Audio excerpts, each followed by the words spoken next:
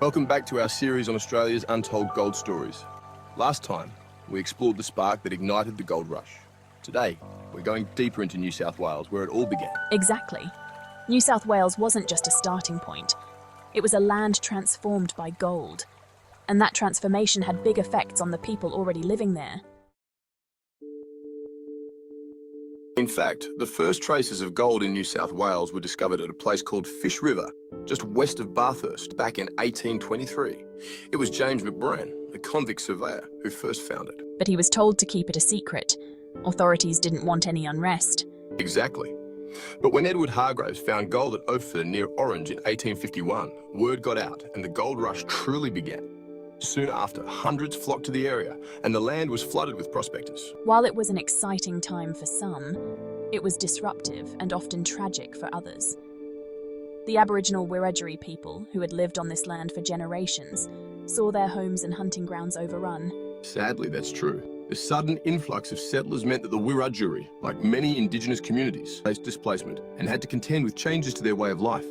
Resources were scarce, and there was an increase in conflict as a result. It's a part of the story we don't hear enough about, the real human cost of this rush for wealth. So after Ophir, the second major goldfield emerged at Turon, also near Bathurst, just a few months later. Turon attracted thousands more prospectors, drawn by stories of larger deposits. Right. Turon quickly became a second settlement for miners. It was known for its abundance of gold, but also its chaotic scenes with rival claims and little regulation. That's right.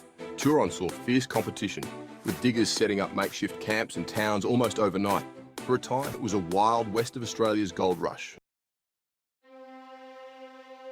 And life on these goldfields wasn't easy either, was it? Not at all. Conditions were harsh. Tents, mud, little clean water, and very basic supplies. For many, gold was just out of reach.